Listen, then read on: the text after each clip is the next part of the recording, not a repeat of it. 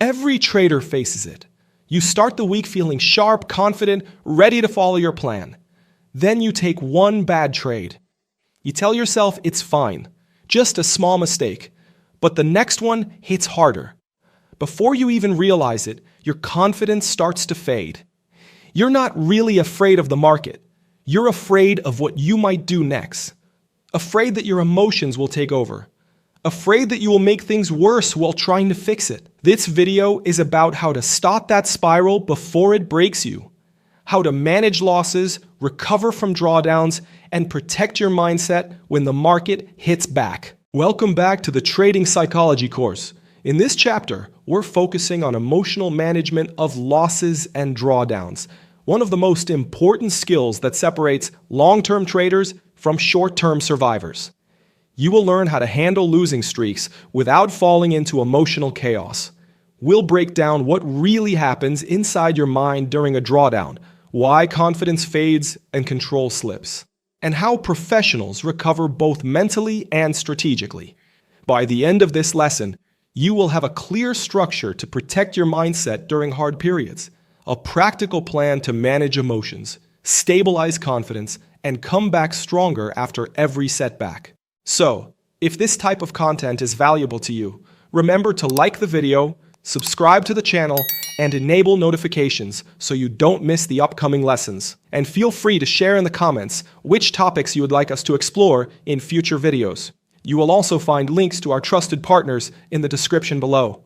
Using those links helps support the channel and allows us to continue producing this kind of educational content. Now, let's start with something simple but real. Losses hurt, not just financially, but emotionally. When you lose money, it is not only your account that takes a hit, it is your identity as a trader. You start to question yourself. Did I do something stupid? Am I really cut out for this? That self-doubt is where emotional damage begins. Psychologists have shown that losing money activates the same areas of the brain as physical pain. That is why you do not just see a red trade, you feel it. It is a punch to your confidence. And when the pain of that loss stays unresolved, it does not just affect one trade. It infects the next ones too. That's why professionals treat emotional pain seriously. They know the real damage does not come from the loss itself, but from the emotion left unresolved. One unprocessed loss can lead to weeks of hesitation, revenge trades, or impulsive decisions. But when those emotional wounds pile up instead of healing, one losing trade hurts, but a series of them can shake even the strongest trader. A single red day is manageable, but when those losses start to stack, something deeper begins to unfold inside you. It is no longer about losing money. It becomes about losing confidence, rhythm, and identity. The spiral usually starts quietly. First comes frustration, then the urge to make it back. You stop seeing setups with objectivity and start seeing them as chances to erase the pain. Your focus shifts from reading the market to repairing your ego. You are no longer trading what is in front of you. You are trading what happened to you. The deeper this spiral goes, the harder it becomes to think clearly. Every tick feels personal. Every loss feels unfair. That is when trading turns into survival mode. Not analysis, not execution, just emotional defense. And if you do not stop it early, that spiral can erase months of progress in a single week. To understand this better, trading psychologist Steenbarger explains why repeated losses are so difficult to accept, especially for high achievers who are used to success. It is very difficult for someone who has succeeded consistently in other areas of their life to enter a performance arena where you're going to be wrong 50% or more of the time. So in college and school, I had a grade point average where all my grades were A's or B's. And that's what allowed me to get to graduate school and be successful academically. So I never had a quote unquote failure. In trading, I have many failures. There are many losing trades. And if you can't accept it and use it constructively, it can really tear you down. Brett Steenbarger reminds us that one of the hardest adjustments for high achievers is accepting that in trading, being wrong half of the time is completely normal. Frequent losses may feel like failure, but in markets, they are simply data points that carry information. Authors like Carol Dweck and Mark Douglas show that professionals reframe losses as feedback, not defeat. Trying to avoid them only leads to denial, overtrading, and eventually bigger damage. True professionals accept losses as part of their edge. They use risk management and consistency to turn probabilities into long-term profitability. Acceptance turns pain into clarity, and that shift breaks the spiral. Next, trader and mentor Francis Hunt explains how predefined structure during trade management prevents emotional traps once emotions begin to rise. So in trade management, that's the part that you do once you're already entered. To me, that's the part when you're least mentally stable, because you've expressed a view and you will only tend to see, psychologists have shown, we tend to see the view if I give you two pieces of fundamental information, one that's bearish for your case and one that's bullish, and you've bought the share, you superimpose the significance of the bullish one at the expense of the bearish one, and that is psychology, because you're trying to combat a cognitive dissonance in your own mind. So there was something that's upsetting you there, and there's something that's pleasing you, and you'll say the one's more important and overrules the other. So you need to have specified in your stop, your entry, and your take profit at the point of placing the order. And that's usually a pending order. In other words, the market comes and gets me, and this trade only becomes live if it does what I expect it to do and it runs a key level. If it doesn't, I'm totally happy and I will take the order away, and it can fall, do whatever else it was going to do, and I just say my view and all the research I did was incorrect, and let's find another place where we can try again. So the in-trade management, the Hunt volatility funnel trading strategy reduces the pressure on in-trade management.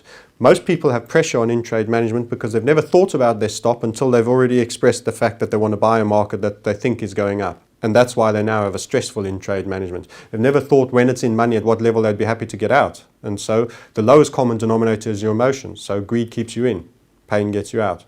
Simple. Structure replaces impulse. With clear stops and targets defined beforehand, execution stays clean and the mind stays steady. So how do professionals stop the emotional spiral before it takes over? They reset completely.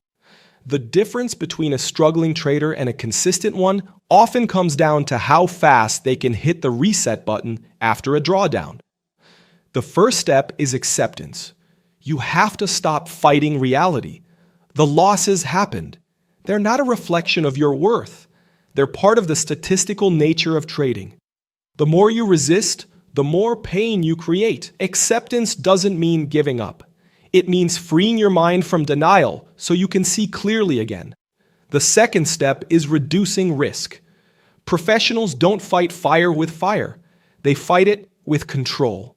That might mean cutting position size in half, pausing live trading for a few sessions, or focusing on chart review instead of execution. You're not retreating. You're rebuilding your foundation. Then comes reflection. Write down what happened, what triggered the spiral, and which emotions dominated your decisions. But don't relive the traits. Reflection is not punishment, it's observation. You're studying behavior, not judging it. And finally, reset your body. Physical tension fuels emotional chaos. Walk, exercise, breathe deeply, sleep well. A calm body regulates a calm mind. That's why top traders protect their physiology as seriously as their capital.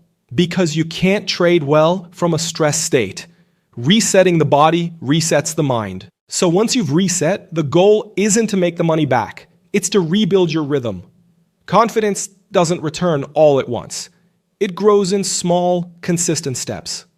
Professionals understand that recovery is a process, not an event. You don't bounce back overnight.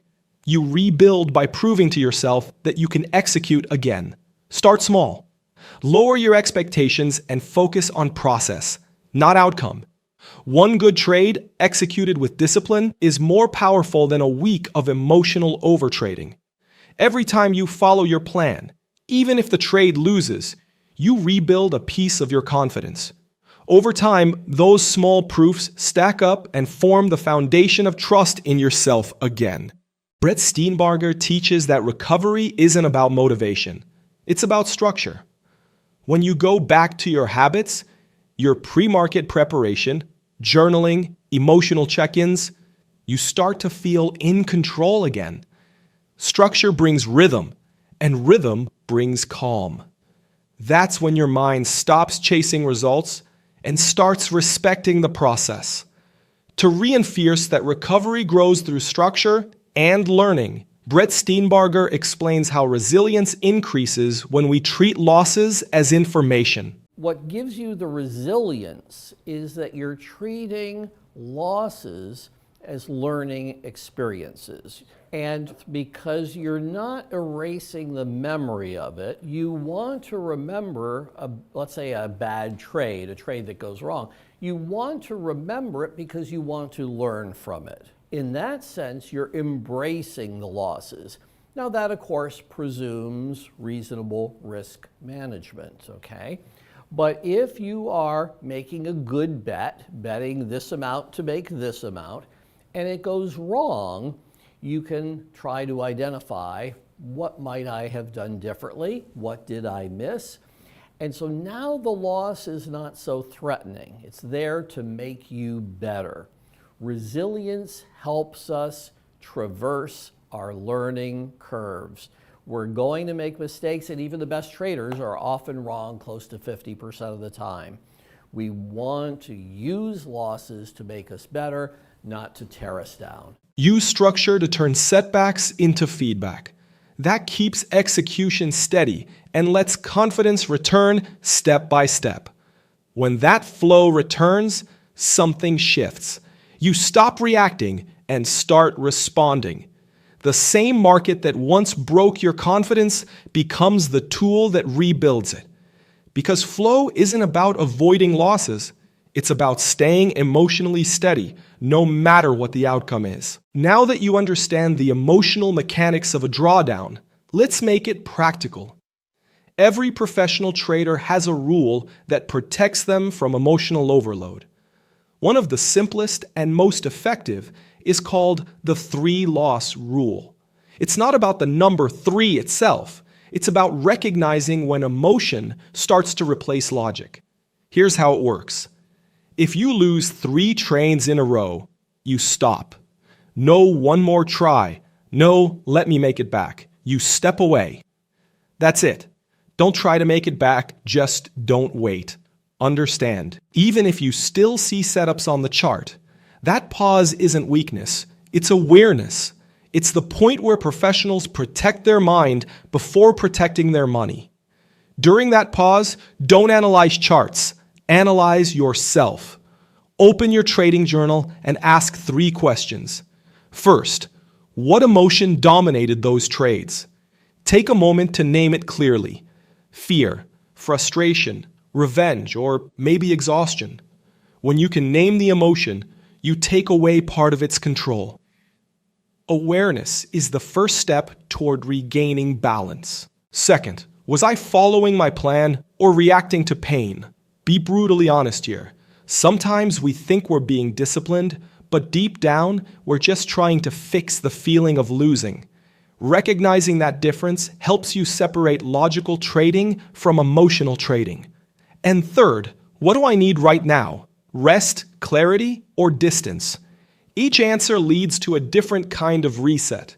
Rest helps your body recover. Clarity helps your mind realign. And distance helps your emotions settle.